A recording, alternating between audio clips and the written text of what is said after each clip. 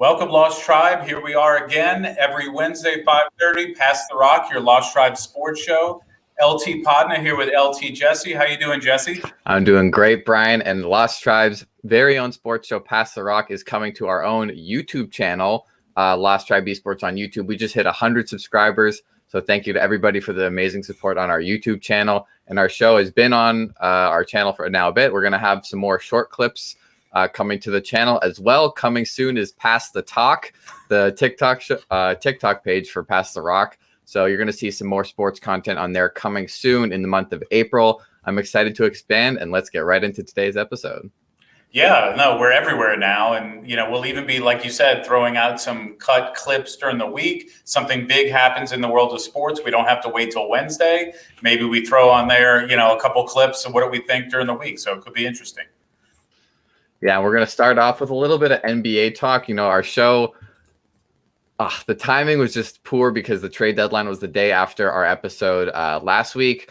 A lot of drama on the trade deadline, specifically around my Toronto Raptors. I'll just get that out of the way first. Kyle Lowry is staying, which is nice because it was a very emotional day for a lot of us Raptor fans. Having to contemplate whether the greatest Raptor of all time was going to be leaving us. But it was bittersweet because we had to lose Norman Powell. We got Gary Trent and Rodney Hood in return. I like Gary Trent. He's 22. He's young, but it was sad to see Norm go. Yeah, and it's, now Lowry's stuck on a team that's 1-9 in the last 10. So can he right the ship and get them moving in the right direction? It actually won't take that much. They're in 12th right now. Won't take that much to get him at least into the play-in game. So let's see what he can do. Yeah, and neither of us really has much ground to stand on because both of our teams are doing pretty poorly right now, sitting at around the same record. Yeah, Pelicans are 4-1 in the last 5. I'm just going to throw that out there. Season sweep of the Celtics for all our Boston fans out there. Okay. And Zion with a career-high 39 the other night, following up with 38. I mean, becoming one of the most efficient players in the NBA, shooting outstanding percentages. Yeah, he actually had his worst game of the last month when he shot 55% from the field last week. So he's been unbelievable. If you look at his shot chart, like we've talked about in the past, it's all in the paint. But the other teams are really finding it hard to stop him, and I see why. Obviously, he was always going to be the number 1 overall pick, but coming up, they have a schedule they can deal with. I think they have the Magic coming up, and I know they get the Knicks twice in the next couple of weeks. So you never know. Maybe we'll make a run and end up as the 9th seed and be able to be part of the play-in game. And speaking of the Magic actually beat the Clippers last night somehow. I know Paul George and Ibaka weren't playing, but are the Magic, they shipped everybody. Like they got rid of Evan Fournier, Aaron Gordon, Nikola Vucevic, guys who last week we were saying like we thought maybe one or the other was going to get traded, and then they shipped them all off, shipping up to Boston for Evan Fournier at least. Are they the undisputed worst team in the league now? They have to be close. And, it's interesting when these teams ship everybody out, whether it's for draft picks or for cap space or for whatever. And then you get these kids that don't get a chance normally to get a lot of minutes, and they get there and they just have this desire to make something happen. Sadly enough, the Pelicans have been at the bottom of the NBA's West for several years now. And we've had a lot of those situations as we have half the draft picks in the world. I think we have half and OKC has the other half. But yeah, so a team like the Magic, they get to play these young players, see what they can do, and they're so hungry that they're going to beat, especially a Clippers team that comes in with a few injury problems. So yeah, and they got a lot of young talent now, so they might be good in a few years. They got R.J. Hampton, Cole Anthony, Terrence Ross. I think is now the oldest player on that roster, and as well they got Jonathan Isaac's going to be coming back from injury sooner or later. Hey, Lenny. Lenny in the chat, shout out. Let's talk a little bit about the recent big men moves in the NBA. We got Andre Drummond going to the Lakers. We got Aldridge to Brooklyn. And we got Cousins recently signing with the LA Clippers. Yeah, like I texted you the other day when the Aldridge news broke. It's like, I don't know what goes on. I mean, obviously the NBA doesn't have the cap, so they will have to pay luxury taxes and all that. But it's like the rich just keep getting richer and richer. And I bet you Drummond would have signed with Brooklyn if they could have somehow fit him in. But he decides to go on the other end of the spectrum, going to the Lakers to bolster whatever's there. Hopefully the Lakers, have, for their own sakes, not that I hope that they succeed, but have some time to work all these pieces in, including LeBron and AD, who are out right now.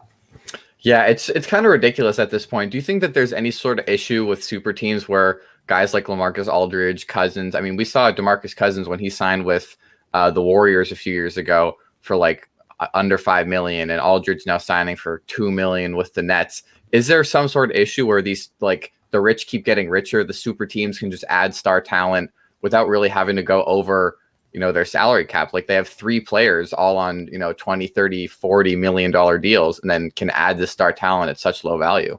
It makes it really tough for a small market team to compete. It's not like the NFL where there's a salary cap and you can't go over it. You have to find a way to get under it.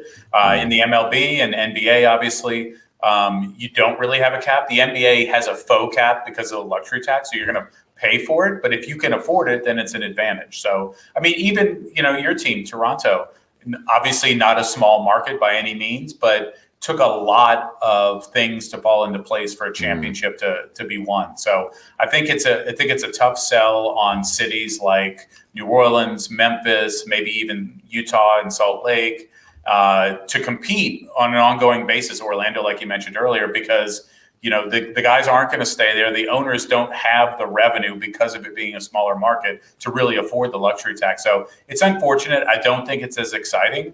And that's why you see in a lot of NBA arenas, people wearing Lakers jerseys, wearing Nets jerseys and whatever else, because, it's you want to root for a winner. And so they do that. But I like the NFL mode better because every team, there's some, part of your fan base at least thinks you have a chance to do something. Even the Jaguars have a chance. They feel like they can get better and move their way up to the upper echelon of the AFC.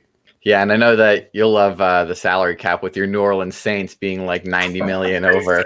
Well, no, they're clean now. They had to like cut and restructure like 40 some odd players, but they're finally under the cap. And Shweway letting us know that the Nets have 49 All-Star appearances between them. I saw something today that said, I'm not sure if it's the first time ever, but if you had like the starting 5 is Kyrie, Harden, Durant, Blake, Aldridge, all 5 of them have scored more than 50 points in a game, which I don't think you can say for a lot of starting 5s. I mean, maybe when the Warriors had 3 guys who'd each scored 50, but it's just ridiculous. Yeah, I mean, the good news for the Nets is that they're, for the most part, healthy. And so they can work out what does that lineup do and how does it interact with the 6th, 7th, 8th man off the bench?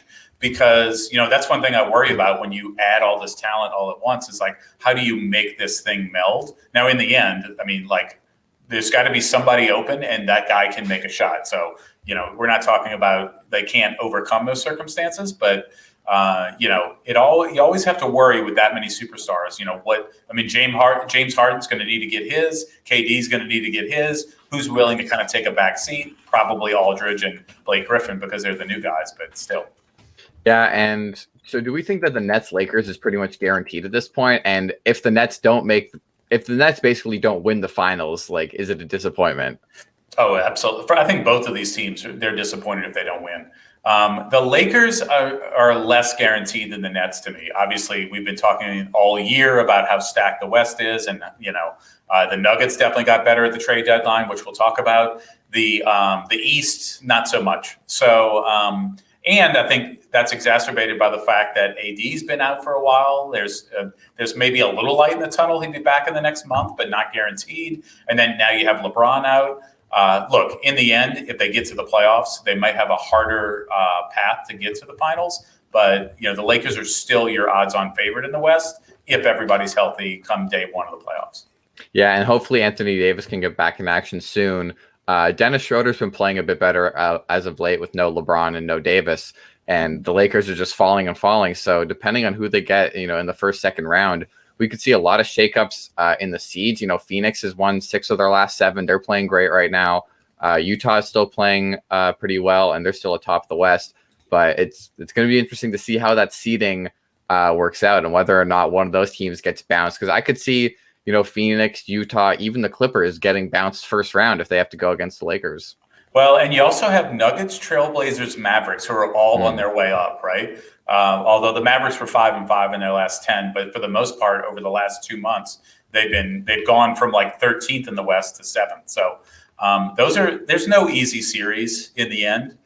in the West. But if the Lakers go down and they end up having to play the Clippers, you're taking away one of the preseason favorites, week one. Now, what's interesting is that the Warriors are down to 10th. Now, my prediction preseason was that they would not make the playoffs. Right now, they're on the cusp. Obviously, they would make the play-in games right now, but not necessarily the playoffs. So easy. We'll have to keep our eyes on that. And the Kings are right on their heels, and the Kings have won 5 in a row. So, And I'm going to go out on a limb here and say I think healthy Portland, if they can all stay healthy, has a great chance at making a Western Conference Finals appearance. Just depends on who they get matched up with, but Portland has the best backcourt in the NBA, in the West. Maybe not in the NBA, but in the West when they're healthy right now. I mean, Steph and Clay is an argument when they're both healthy, but this season, if you have Damian Lillard and CJ McCollum in the game, they're the best backcourt in the West. Possibly contending for the NBA, I would still take Harden, Kyrie as the best backcourt. Yeah. I would have to say, but as well, they just got Norm. And they got Robert Covington, great defender, and Yusuf Nurkic is the Bosnian beast when he's healthy. So I really think that Portland can make a run for it. And depending on who stays healthy in the playoffs, if LA takes any more injuries, I could see Portland honestly making a run for it and making the finals. Yeah, I could see Portland making a run. Obviously, you could see Denver making a run with the pieces they've added and Aaron Gordon. And you'll always have the Lakers. And then the Suns or the Jazz are up there. Like the Jazz are like, we've only lost 11 games. Okay, they're on another win streak. They've won the last 6. So, are they a tough out? Probably so. They're always the ones, to me, all year have been thinking what happens in the playoffs when they have to, face off. There's somebody that I think can be upset by like a Trailblazers team or a Nuggets team first, second round, depending on who they have to play. Yeah, it's going to be interesting. I would say that the Suns have a pretty good chance of at least making the second round. Just depends who they match up with. But I do like the Mavericks moving forward. They seem to be getting better and better. They had a historic offense last year, and they're putting up big points every night this year as well. If KP can get back for the playoffs and stay healthy, and if Luke is running that team like a well-oiled machine right now. Yeah. So I like the Mavericks moving forward. Yeah, and the Mavericks, so they added Nicolo Melli and JJ Redick from the Pelicans at the trade deadline. JJ's kind of pissed because he didn't want to be traded to somebody in the West. He wanted to go up to the Northeast. So I'm interested to see what happens there if they end up having to buy him out because he's just not willing to play or what, because he can be a huge piece for them down the stretch. Yeah, and also another big trade that happened was Victor Oladipo went to Miami. I feel like we haven't talked about him much lately because he's been injured a lot. And, the 20 games he spent with Houston, he was mostly on the bench for that. Is this a big move for Miami? Like they were in the finals last year. They surprised a lot of people. Do you think that there's an opportunity for them to surprise a lot of people again this year and make a deep run in the playoffs now that they have another like almost all-star caliber player?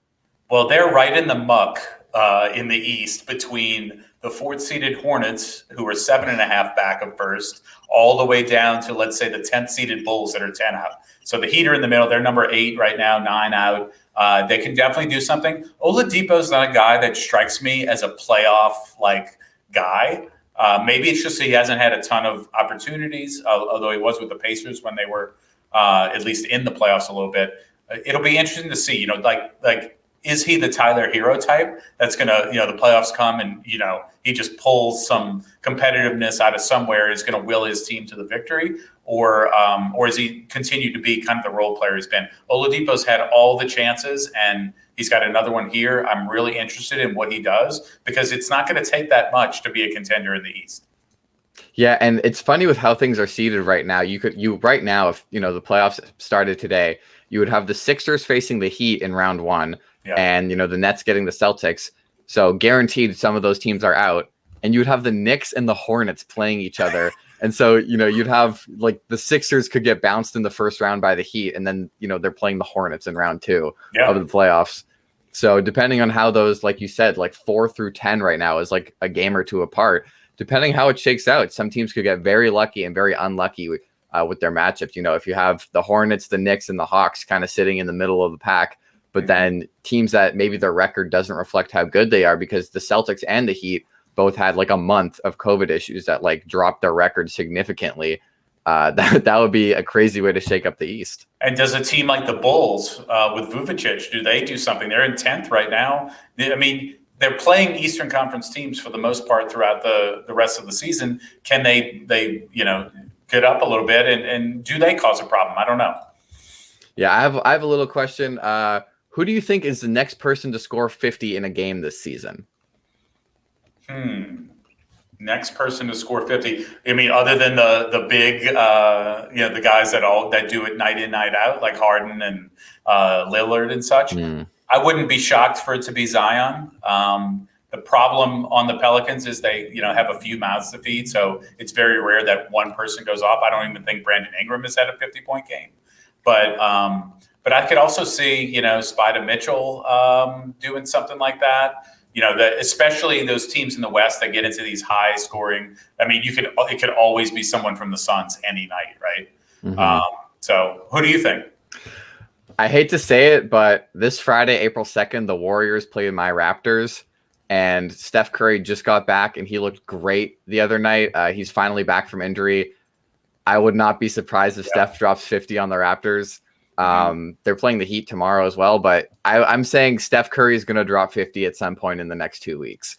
I don't know when, I don't know where, but I have a feeling that, maybe a little revenge tour on the Raptors could be in play. I love the two comments we got here. Lenny says Westbrook could do it on any night. And of course, Alex Caruso getting 50. The other thing I saw the other day was that James Harden has scored 50 points against every team in the NBA except for Houston. And I think he plays them either tonight or tomorrow night. So that could be the one. Is that true? He scored 50 that many times? That's what let me check that. But that is something I saw. That would be unreal. And yeah, if they play Houston in the next few days, that would be quite the revenge tour. Yeah, They play tonight. They play tonight. Yep. I'm looking it up right now. Yeah. So we got a few people watching on Facebook right now. Cool. So yeah, it's a crazy. There's about a third of the season left in the NBA. It's really exciting. They're going to go all the way till like mid-May this year. Then they have the playing games over a 2 or 3 day period, and then we get right into the playoffs. Another piece to think about in the playoffs is how crowd sizes factor in. I don't know if the NBA has come out and made a statement on that. I know that the Texas Rangers are planning on having full stadiums. So, if the Mavericks can fill a stadium in the NBA, maybe that's an advantage, obviously. Yeah, and the Tampa Bay Raptors are not going to see any advantage to that with no home crowd playing 72 away games this year. But I feel like that's a little bit, uneven and might provide some unfair, some true home court advantage in the NBA. And in the end, the NBA may have guidelines on that so that nobody has an overwhelming majority or advantage on that. But yeah, something to think about for sure. Let's move over to our NCAA March Madness recap. Just quickly, I want to give a shout out to Paige Beckers, who is the first freshman in NCAA women's history to win AP Player of the Year. Congratulations, Paige. Her and UConn right now are on their way to the Final Four and are looking pretty good. They just had a big win over Baylor, controversial win as there was a foul on the last play that didn't get called. But, it's always called after the game's over by all the Instagram refs. Exactly. So congratulations to UConn. They're on quite a run right now. I think they've won like 13 straight games in a row, and she's averaging 20 points a game in all those. Shout out to Matt Shaw saying shooting his shot with Paige. But yeah, UConn's making a run. But let's look at the men's bracket. We got our Final Four of Baylor, Houston, Gonzaga, and UCLA. Yeah, when Josh and I were on the March Madness show a couple of weeks ago, we were debating, does Michigan State beat UCLA in the play-in game? And of course, his pick was Michigan State because he voted with his heart. UCLA has not lost since. They're the first play-in team ever to make it to the Final Four. They just keep beating and beating. Now they get to play Gonzaga, and no one has come close to touching Gonzaga in the tournament, or really all year for that matter. So it'll be interesting to see. I think I like Gonzaga in that matchup, but how can you bet against UCLA at this point? I mean, how can you bet against Gonzaga at this point? They haven't lost a game in like almost a year. So I obviously like Gonzaga. What's crazy to think is that had Michigan won, we were talking last week that this is the craziest March Madness ever, the most upsets in March Madness history. Had Michigan won, our Final Four would have been a 1-1-1-2. Yeah. So not very out of the ordinary. But clearly UCLA beat Michigan, and so they're the 11th seed. If they are able to beat Gonzaga, I mean, they got to be in the running for the championship at that point. If they can take down, Goliath, I would say that they got a chance, and they would be the lowest seed to ever win the tournament. Oh yeah, so they're already they tied the lowest seed to make it to the Final Four. There's been like 4 or 5 11 seeds to do that. LSU being one of them from way back before I can remember. But only the 8th seed is the lowest to ever win the thing. So it'll be interesting. Look, they have their work cut out for them. I don't see it. They're like 13.5-point underdogs to Gonzaga, so I don't see them winning that. On the other side, we got an interesting matchup, Baylor and Houston. Baylor has been pretty lights out this entire tournament as well. And I kind of see them moving past Houston. I didn't have a lot of faith in Houston in the Lost Tribe Madness show, but they just continue to win and win. They've been helped on with some upsets on the other side of their bracket, but for the most part, they've been really, really solid team. Yeah, and I like them, but I mean, right now, I like Houston. They've definitely made a bit of a run, getting a lot of support, from their fan base. Houston has not had a lot to root for this year, with the Rockets losing 20 straight games and the Texans being a joke of a franchise. Yeah. And I mean, and you always have the Astros, they might cheat their way to another World Series. So right now, Houston college basketball is kind of the forefront of Houston sports, and it would be big for them if they could win, but Baylor's been looking good too. And I mean, they're the number 1 seed for a reason. Yep. And Baylor's the number 2 overall seed right behind Gonzaga. So I think that's the matchup everybody's kind of hoping for, unless you live in Houston or in Los Angeles. But as we've learned this year, you got to play the games and see what happens. And it would surprise me if UCLA won, but with everything that's happened this year, it wouldn't shock me. Yeah, and we were like about this far off from seeing Oral Roberts make it to the next round, which would have been spectacular. And they would have been by far the lowest seed to make it this far. 15th seed. Yeah, they were the first 15 seed to make it to the Sweet 16. So they had already broken records. There's only been like 4 or 5 15 seeds to beat 2 seeds. So pretty rare situation. That was a great run by them. And it is too bad that they lost. I would have loved to see them beat Arkansas just for my own personal hatred of that team. But yeah. Yeah. And so let's move on to some NFL. We had some pretty big news in the NFL. The NFL is adding a 17th game, an 18th week to the season. What's the breakdown? Like, how's that going to work? Yeah, so it's amazing because as they were talking about this, everybody's like, how do you pull a 17th game in? And so what they've decided to do is to match you up. Okay, first of all, it's going to be against someone in the other conference. You're not going to play an extra. If you're an NFC team, you're not playing an extra NFC game. You're going to play an extra AFC game. So that'll go up to 5. And then you're going to play someone from the division in the other conference that you played 2 years ago. That way, there's kind of a regular, rate at which you play, that conference. And then you just play somebody that had the same, that was in the same place in their division as you. So the Saints this year will play the Titans because we played the AFC South 2 years ago, and the Titans finished first. The Saints finished first in their division, believe it or not, even though the Bucs won the whole thing. But and so that's who they'll play. They're also going to stagger where the home games are. So this year, all of the AFC teams will have the extra home game. Next year, it'll be all the NFC teams. Yeah, and what are the fantasy football implications? And also let us know if you're watching right now in the chat what you think of the Week 17 and the fantasy football implications. So normally, Week 17 is generally it's Super Bowl week. In some leagues, unless your commissioner is smart and does it Week 16, because most players are resting in Week 17. Now, with an 18th week in the season, maybe that Week 17 you'll still have all the starters in, right? Yeah, I mean, absolutely. I think for unless your league is complicated, if you have divisions and you just play it through, you're just going to add an extra week. You might play through Week 14 and then start your playoffs, finishing in Week 17.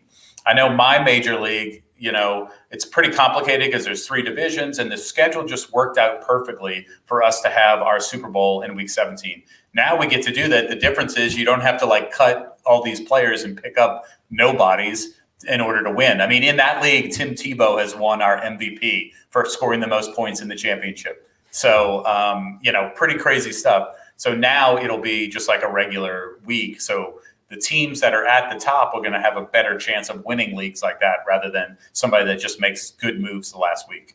Yeah, and unfortunately, gone are the days of those backup running backs winning you a championship, subbing in Ito Smith, like Gio Bernard to win you the championship in those last few weeks. What does this mean? We got a question from Matt Shaw for old man Brady and maybe some of the players. I mean, Tom Brady's one of the best conditioned players in the NFL and maybe athletes ever. What does this mean maybe for some players who really could use that extra week of rest? I know your own Alvin Kamara was not the biggest fan of the extra game. No, I mean, obviously, when it comes to compensation, they just, they add in, they divide by 16 and add an extra week and it's fine as far as being paid. But I can see and they're also reducing the number of preseason games because they legitimately can't, because of the collective bargaining agreement, play more than 20 games with preseason and regular season added together.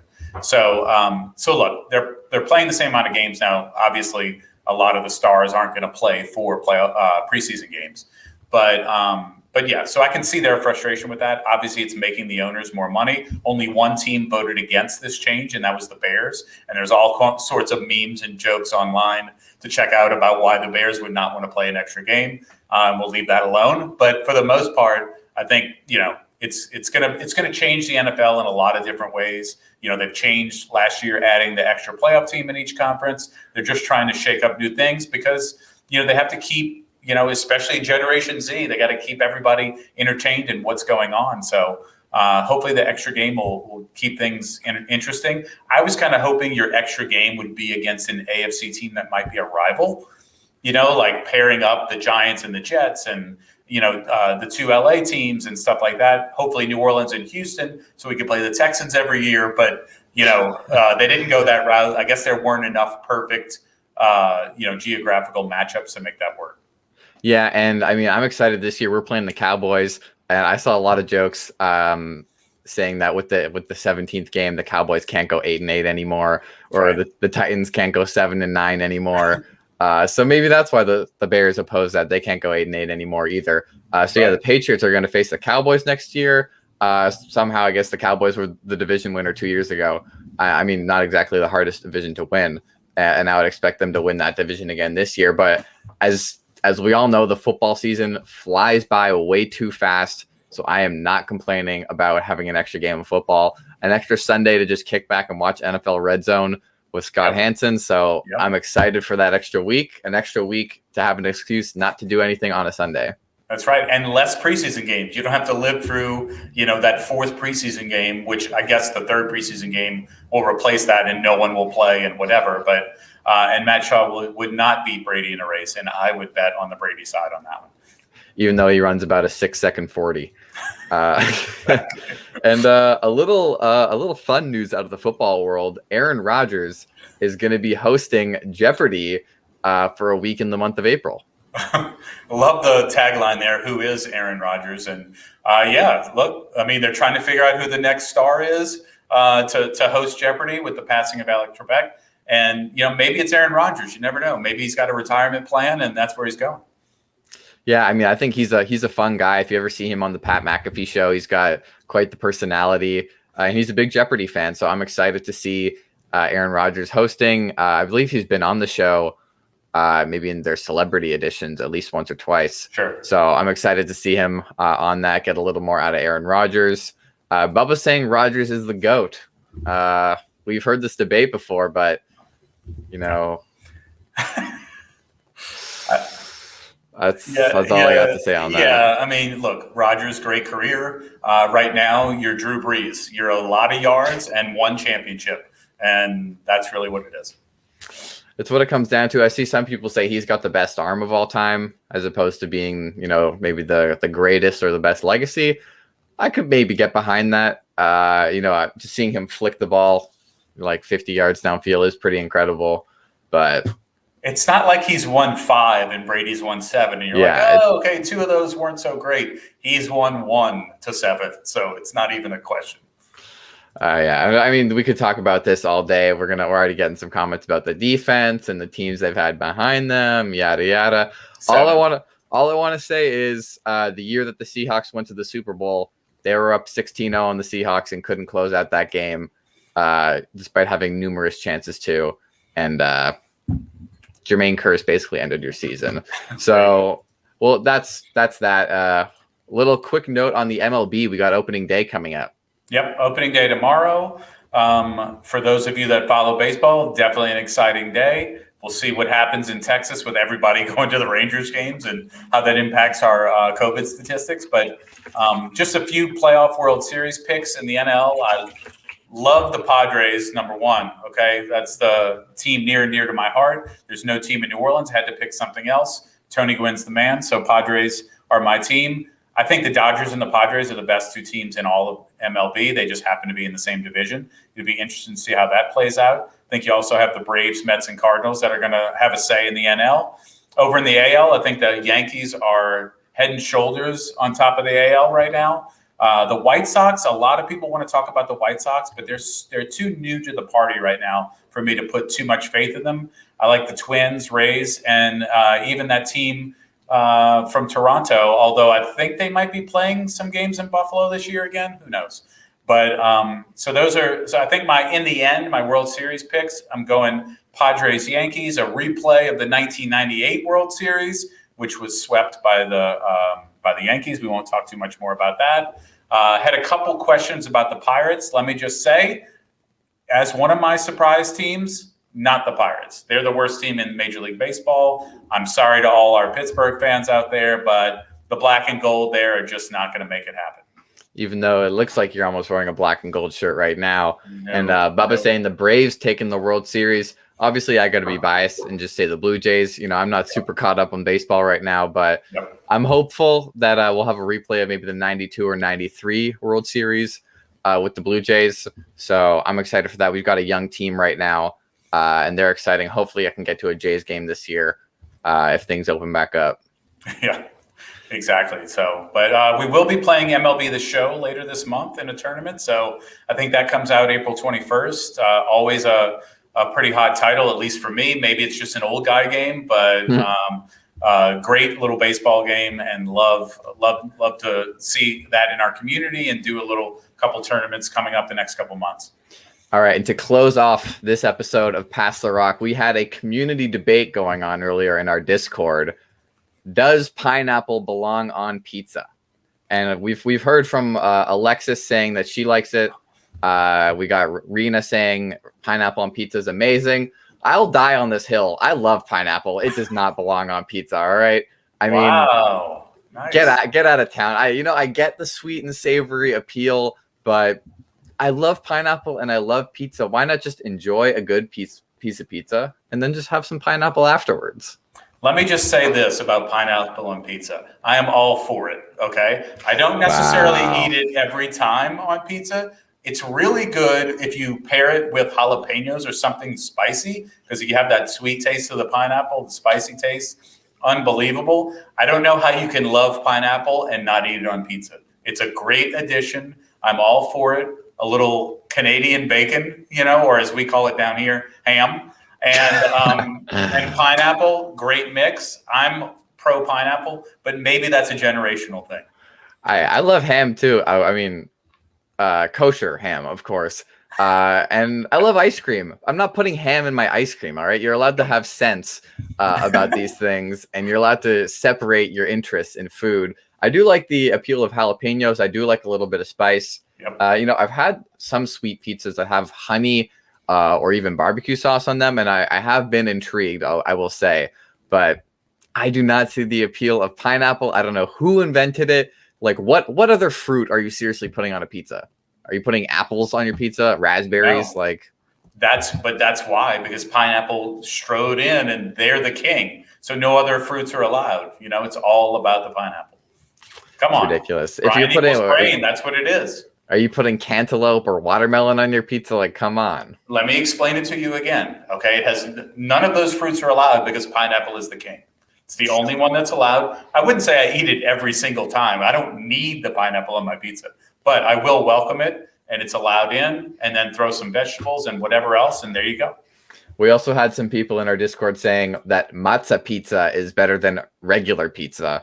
which talk about a real thing for us. I mean, really thing. Yeah. But I don't even want to get into that because I know that the Israelis will be coming for me if I say anything other than matzo pizza is better.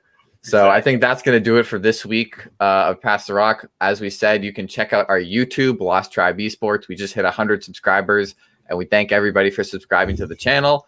All of our episodes are going to be uploaded to YouTube, so you can watch them in case you missed out on some of our earlier segments live.